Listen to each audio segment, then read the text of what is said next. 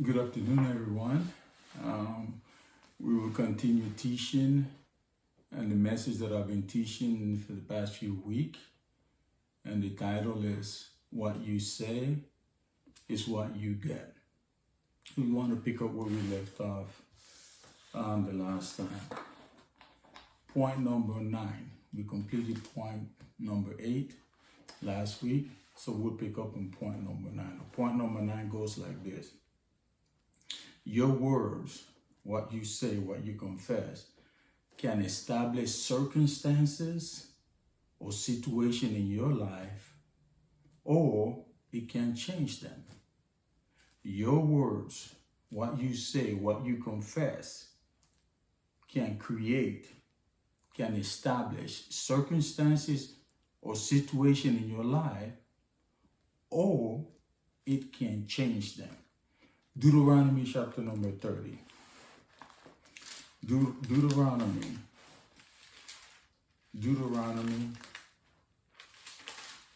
the 30th chapter. Should go back over here. Deuteronomy chapter number 30. And I'll begin reading verse 15. Deuteronomy chapter 30, verse 15. Deuteronomy chapter 30 and verse 15. Notice what it said.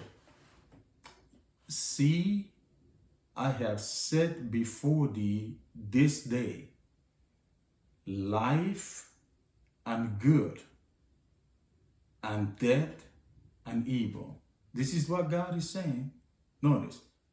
See, I have set before thee this day life and good, and death and evil. Life and good, death and evil. That's what before us. And we have to choose. Look at verse 19. Look at verse 19. This is God. Look at this. I call heaven and earth to record. See this? This is established. I call heaven, everyone who live up there, all the angels, and earth to record this day against you. Notice that I have set before you life and death, blessing and cursing. Therefore, choose life, that both thou and thy seed may live. It's a choice. Life or death. Blessing or cursing. Life and good. Death and evil. God said that before us, and he said choose.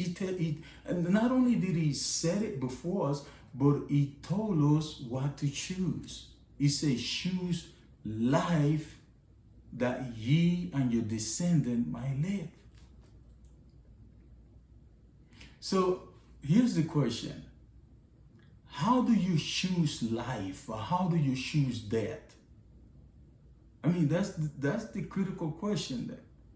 How do you choose, right? Life, because God tell you to choose life. How do you choose life, or how do you choose death, or how do you choose evil, or how do you choose good, or how do you choose blessing, or how do you choose cursing? How do you do that? I'm glad you asked me that question. Look at Proverbs. Proverbs chapter 18. Proverbs chapter 18. Proverbs chapter number 18. Proverbs chapter 18, right? Look at this. Proverbs chapter 18 and verse 21. Proverbs chapter 18 and verse 21. Notice this. Notice this. Death and life are in the power of the tongue, and they that love it shall eat the fruit thereof. So God said, I have set before you life and death. And then he said, choose life. How do you choose life? And how do you choose death?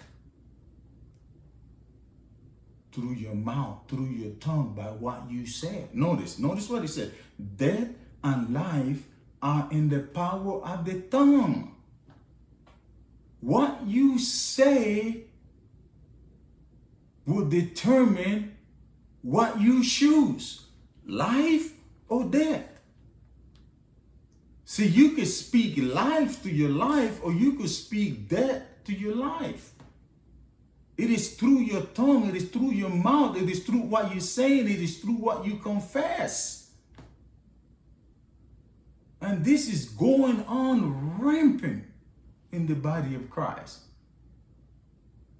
And we don't even know what we're doing. We don't even know that what we're saying is speaking death, is speaking of a curse. We speak it to ourselves, to our children. And a lot of times you don't even know. You don't even know what you're doing. God said to choose life. He said both before you say choose life. How do you choose it? By what you say, by what you confess, by what you're saying.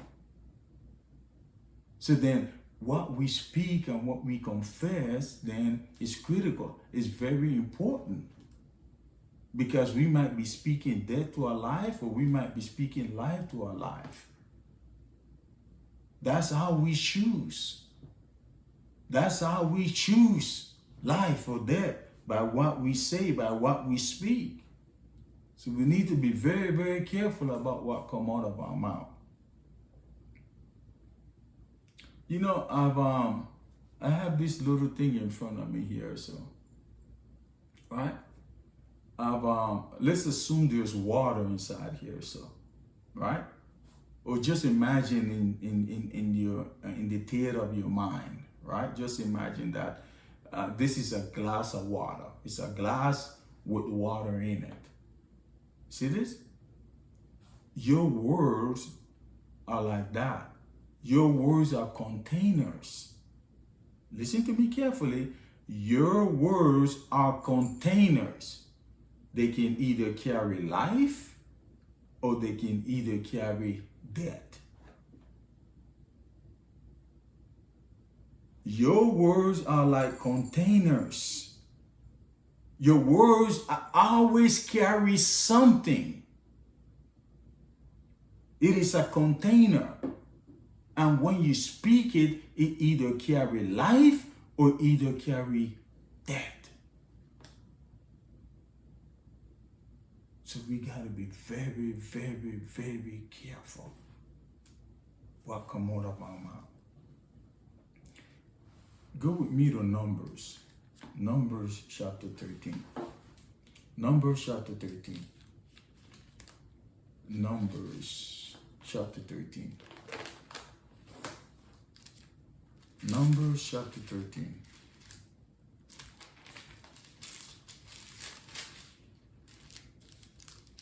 The 13th chapter of Numbers. All right, Numbers chapter 13. Numbers chapter 13. And look at verse. I'll begin reading verse number 1. Okay?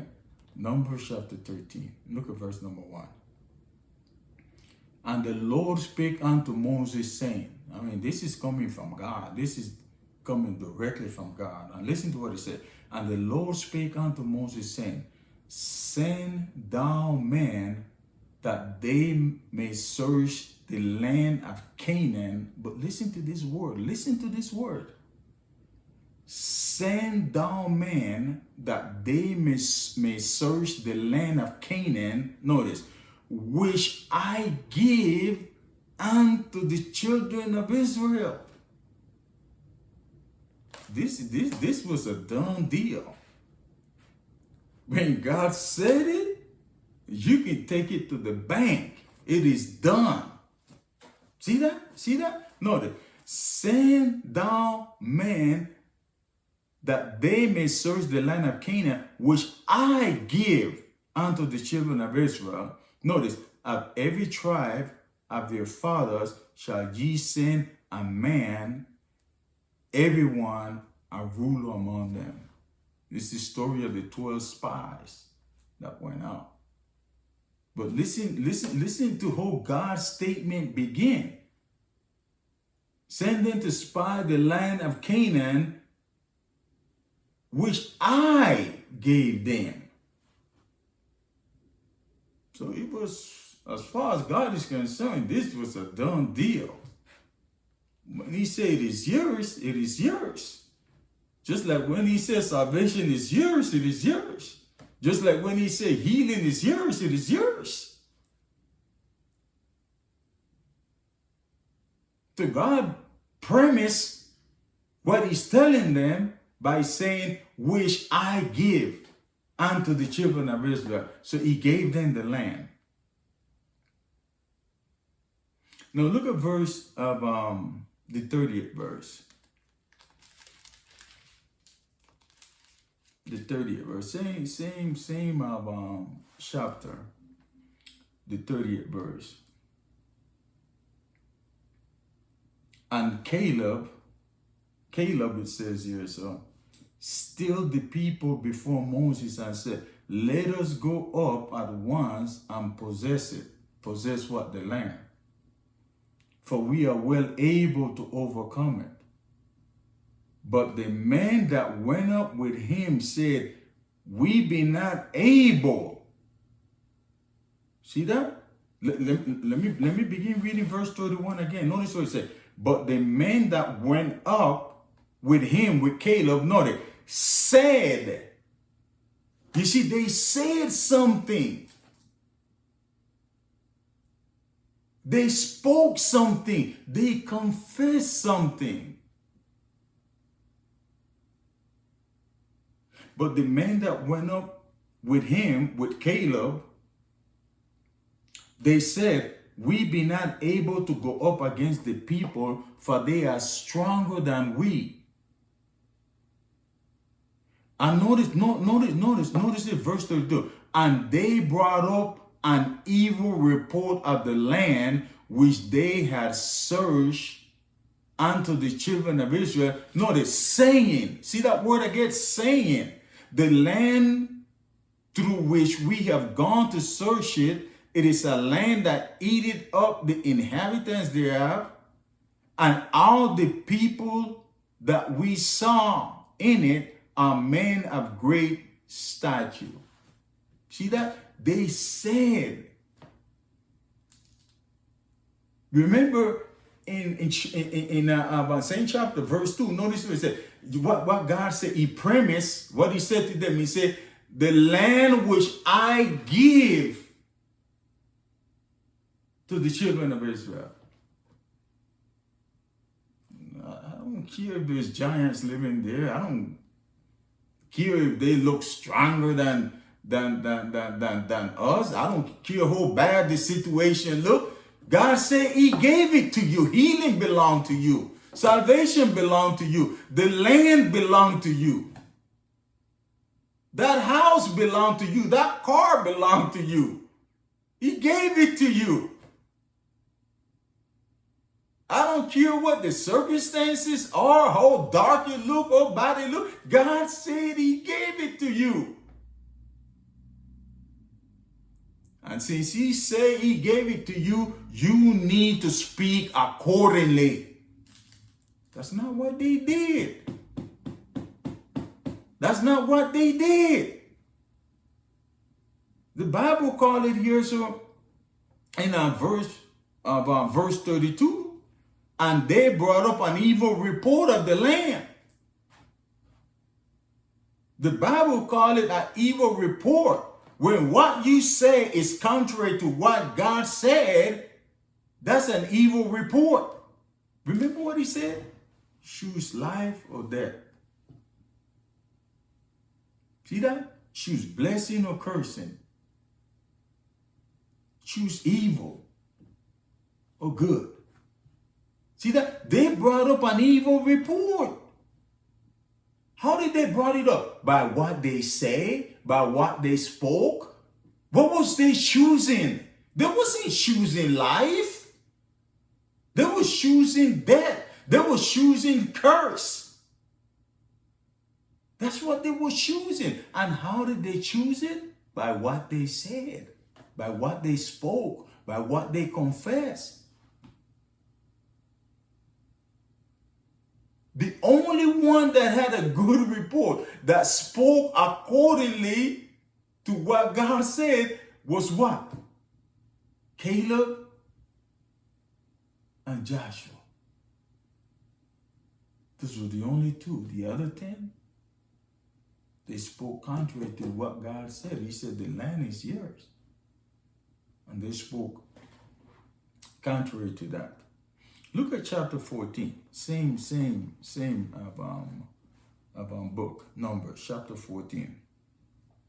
And look at verse of number 2. Notice this.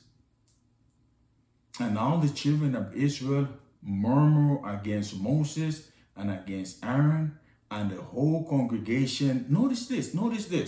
And the whole congregation said, you see what the evil report that the 12 spies brought back.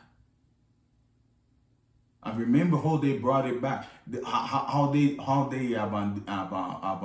displayed it, by what they said, by what they confessed, right? Notice this. Notice what happened to the congregation. And all the children of Israel murmur. What did murmur mean? Murmur, when you murmur, you what? You saying something. You're confessing something. And it's normally not good. When you're murmuring, it's something evil. It's something not in line with God's word. Notice this, verse 2. And all the children of Israel murmur against Moses and against Aaron. Notice this. And the whole congregation said unto them, would God that we had died in the land of Egypt, or will God that we had died in the wilderness? Oh my God, what did they just do? They just choose death. Instead of choosing life, they just choose death. Notice what he said. Notice what he said. Will God that we had died in the land of Egypt, or will God that we had died in the wilderness? They just choose death. And how did they choose it? By what they said. By what they confess. And notice this. Here's something else you need to keep in mind here. They only got that way. They only started murmuring and confessing death after the evil report that they heard from the 10 spies. The evil report that the 10 spies communicated, confessed, or said affected the entire congregation, the entire nation of Israel. Of course, except Moses and Aaron. It affected them. So listen, here's my point. You have to be careful what you say, particularly with your children, with your husband, your wife, because you know what? It will affect them. It will affect them. They're going to start believing that. They're going to start confessing that. They're going to start saying that. They're going to start speaking death instead of life. What these 10 spies said or confessed affected the congregation, the nation of Israel at that time. They started murmuring. They started speaking death. instead of life.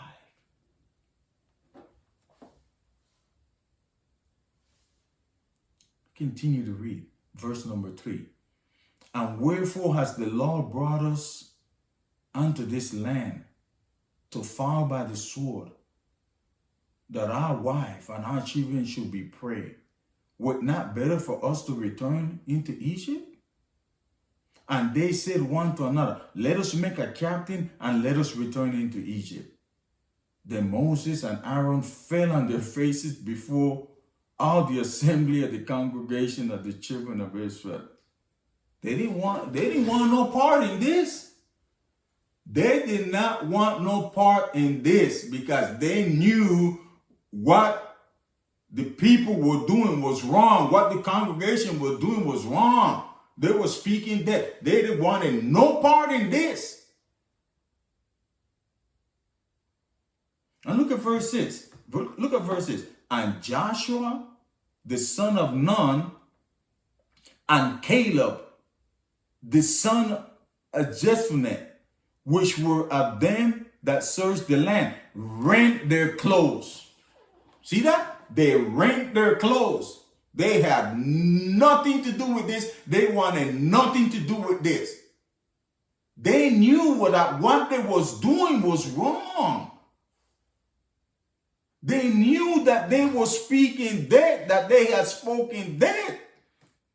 God laid before them life and death, and he said, choose life. And they choose death by what they spoke, by what they confessed, by what they said. And it started with those 10 spies. They brought up an evil report.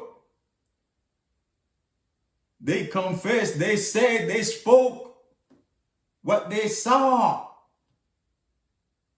And it affected the whole congregation. And they began to speak what? Death instead of life. Look at verse 27. Chapter 14, look at verse 27. Verse 27. And this is God now. How long shall I bear with this evil congregation, which murmur against me? I have heard the murmuring of the children of Israel, which they murmur against me. Notice verse 28. Say unto them, as truly as I live, saith the Lord, as ye have spoken in my ears. See that? As ye have spoken in my ears. Remember what they spoke? They spoke death. They didn't speak life. They spoke death. Notice. As ye have spoken in my ears, so will I do to you. Notice it, verse 29. Your carcasses shall fall in this wilderness, and all that were number of you, according to your whole number. Notice, from 20 years old and upward. 20 years old and upward, which shall murmur against me. So everyone 20 years and older, upward, he said you're going to die in the wilderness. You choose that, you're going to die in the wilderness. You will never get to enter or see the promised land. The land of Canaan, the land that flowed with milk and honey. You will never get to go in that land because you choose death instead of life. And listen to what the Bible says. Go to Hebrews chapter 3. Look at Hebrews chapter 3. Read quickly. Hebrews chapter 3. Hebrews the third chapter. Hebrews the third chapter. And look at verse of look at Hebrews chapter 3 and verse 17. Hebrews chapter 3 verse 17. Notice. But with whom was he grieved 40 years?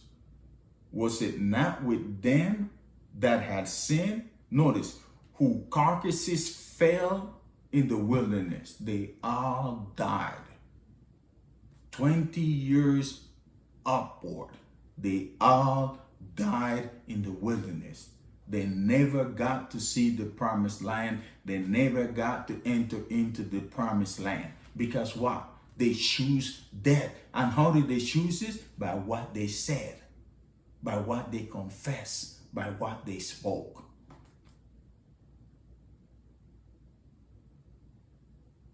So this is a big deal. This is a serious business. We just can't say what we want to say. No. There's only two things that are going to come out of our mouth. Life or death. Those are the only two things that are going to come out of our mouth. Life or death. And you have to make a choice what comes out of your mouth. God says choose life. Choose life. But I can tell you, and you know that too.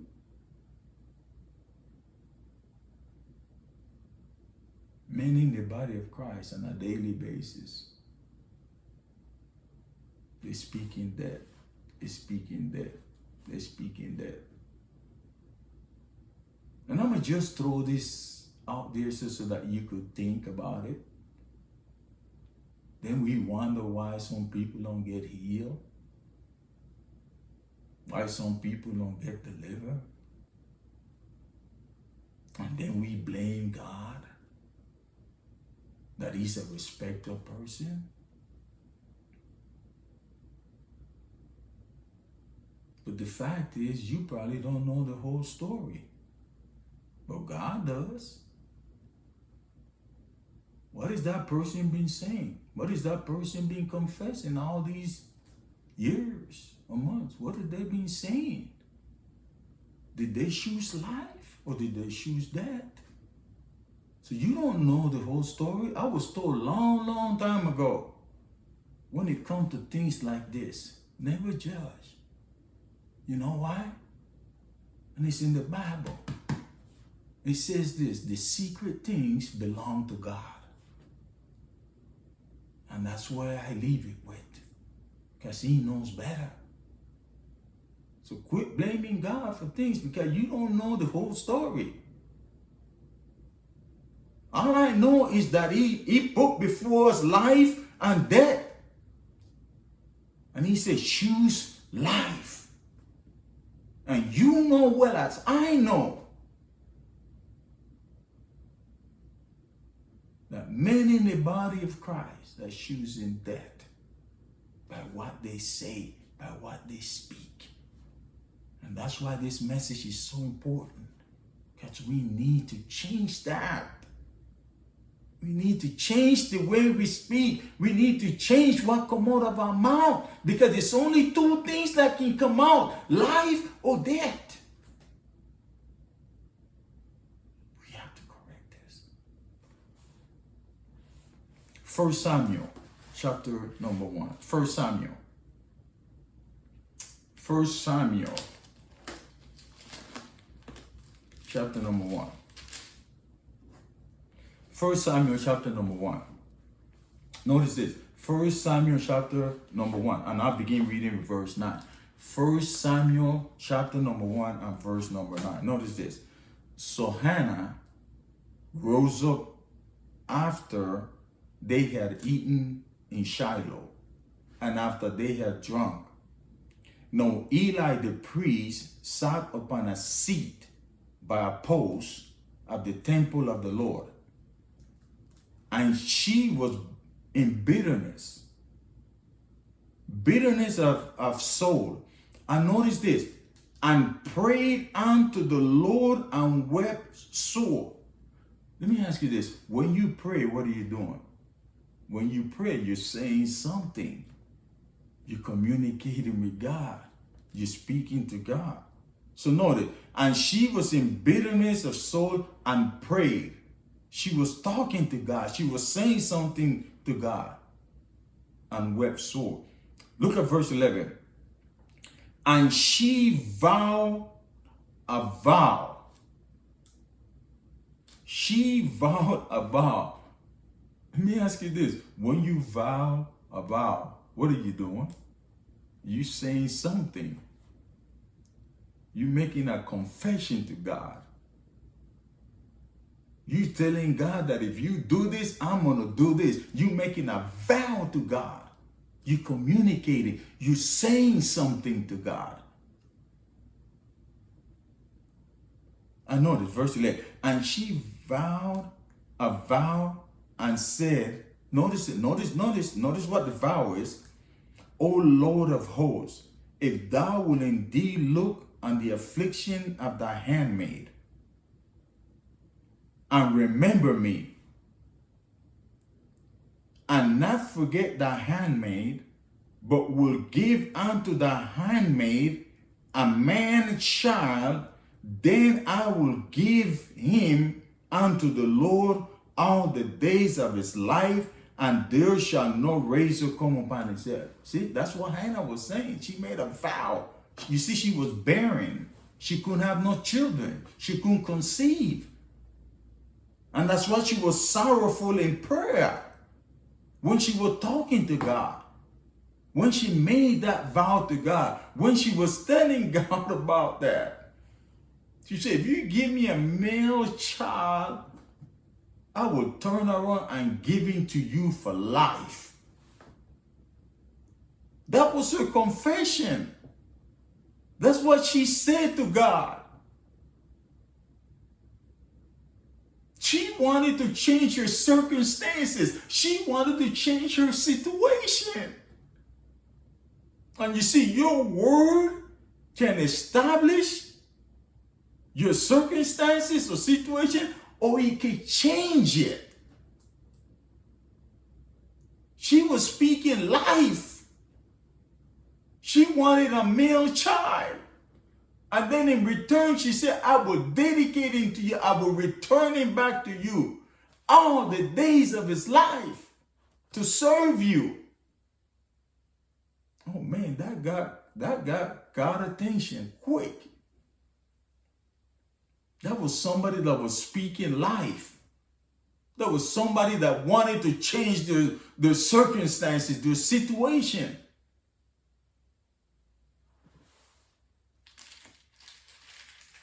Look at verse number 20. Look at verse number 20. Same chapter, verse 20. Wherefore, notice, it came to pass when the time was come about after Hannah, notice, had conceived, that she bare a son and called his name Samuel, saying, because I have asked him of the Lord. So she changed her circumstances out by what she said. She changed her situation by what she said, by speaking life, by confessing life.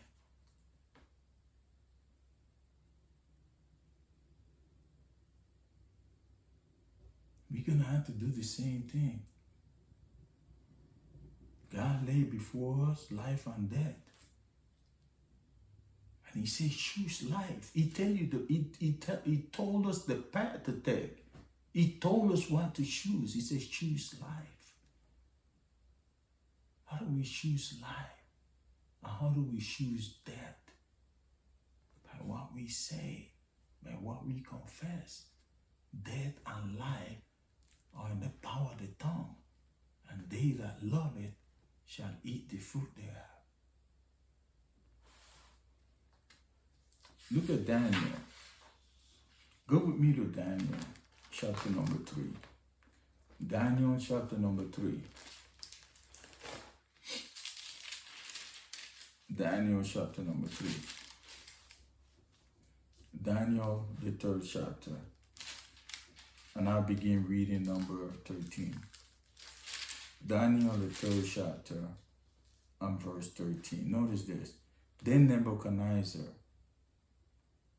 in his rage and fury, commanded to bring Shadrach, Meshach, and Abednego.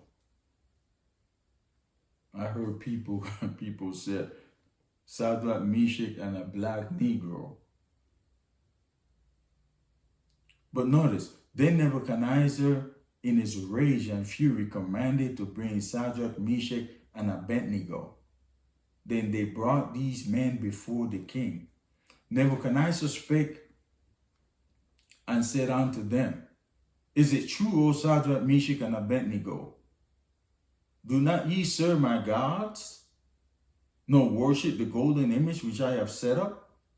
Now if ye be ready, that at what time ye hear the sound of the cornet, the flute, the harp, the sackbut, the psaltery, and dulcimer, and all kinds of music, ye shall fall down and worship the image which I have made.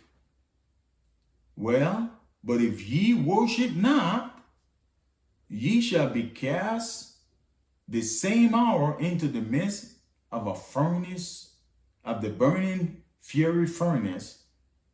And who is thy God that shall deliver you out of my hands? See that?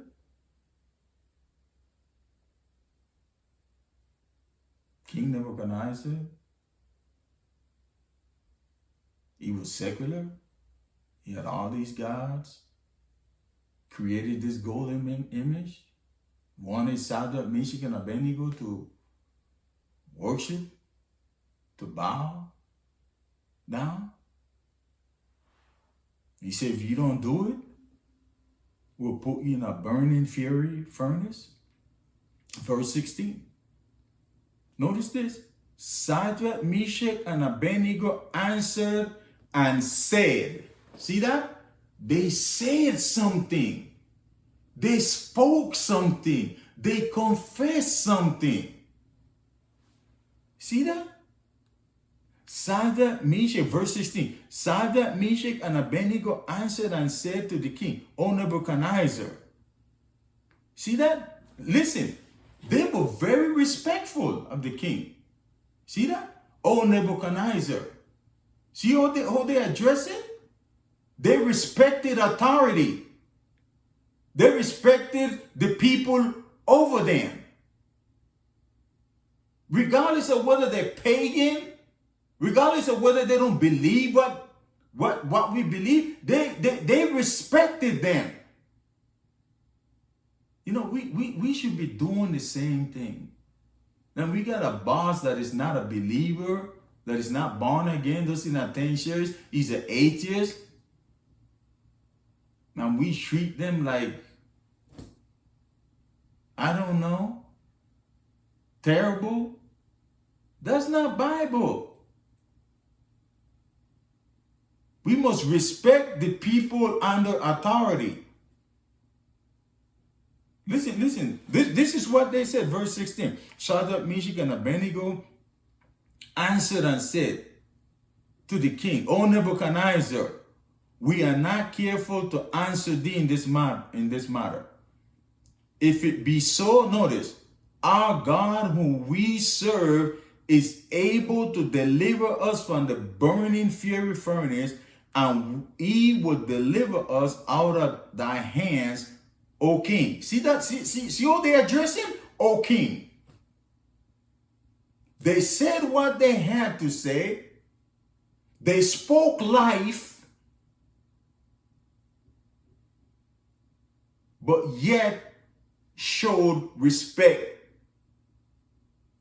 to the king, who was in authority over them.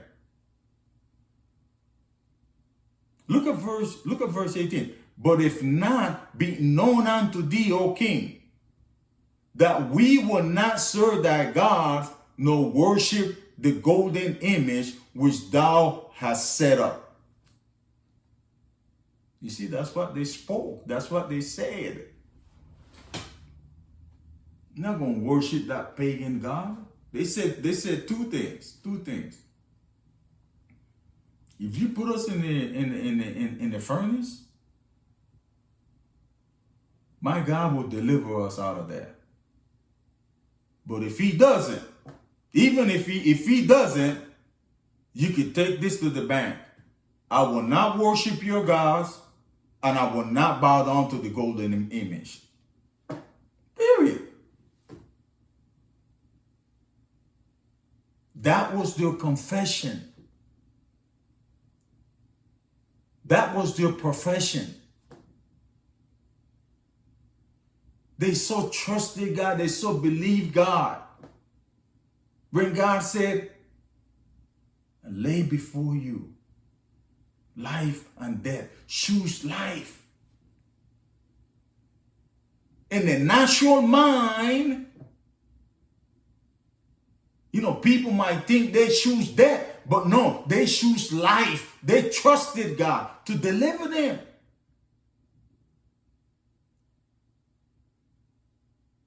Their life was in His hands.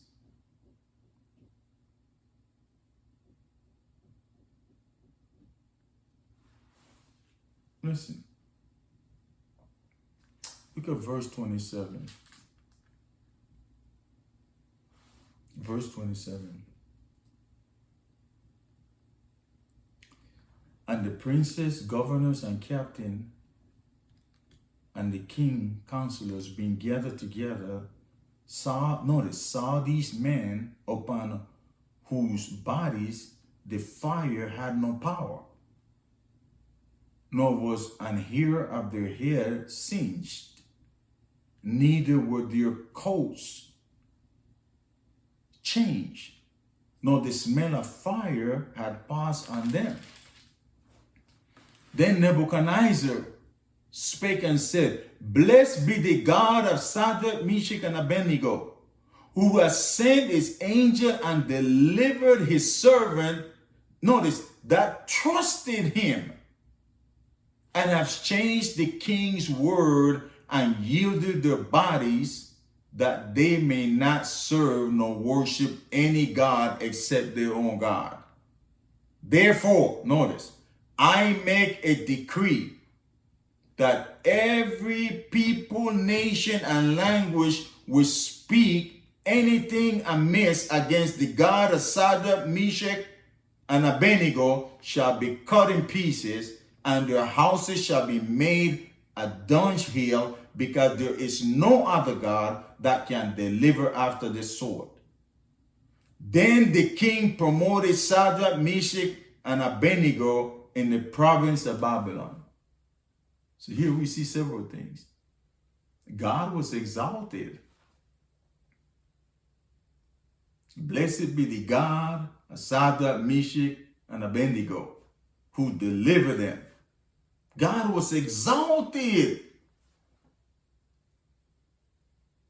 And not only was God exalted, but Shadrach, Meshach, and Abednego were promoted. They prosper.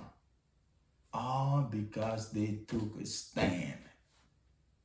All because they trusted God.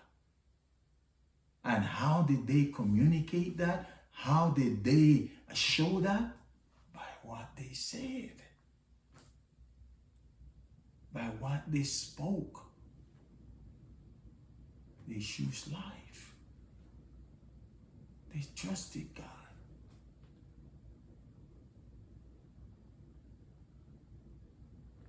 Take the time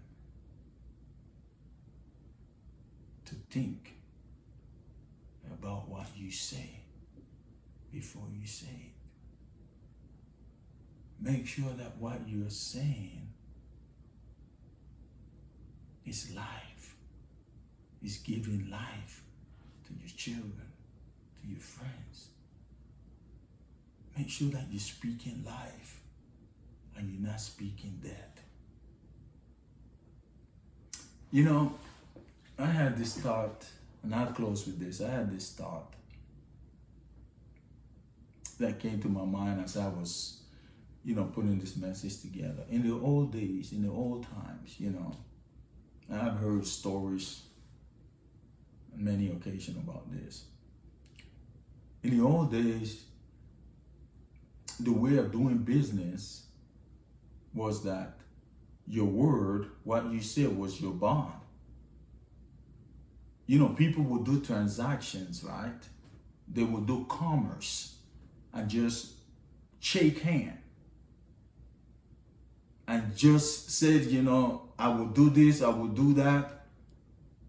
And then the other person will say, I will make sure this is done and so forth. And they would shake hand on it. Their word was their bond. That's the way commerce was conducted back in the days. That's the way business was conducted back in the days. But today, it's a whole different story. We, as a society, created an industry that is worth billions and billions of dollars. The credit card industry, or the credit bureau industry. You cannot get a loan if your credit is not good. Can't get a loan to buy a house, to buy a car, to get a credit card, nothing if your credit is not good, if you don't meet a certain score. We created that industry. We, all of us. Why? Because we got away from your words being your bond. We got away from that. This is Bible. This is biblical. God's word is his bond. You can't separate God from his word. They are one. And God said to imitate him. We should be just like him. But instead, we broke our bond. We broke our words. As a result, this industry came up. Worth billions and billions of dollars. All because we failed to keep our word. We failed to keep what we say. And there's no trust. See, Shadrach, Meshach, and Abednego, they trusted their God. They trusted him to deliver them. Nowadays, people can't trust what each other say. It's sad. It ought not to be that way. We need to go back to the Bible. We need to go back to trusting each other. We need to go back to your word is your bond. And keeping your word and doing what you said you were going to do. We need to go back to that. That's my prayer. In Jesus' name.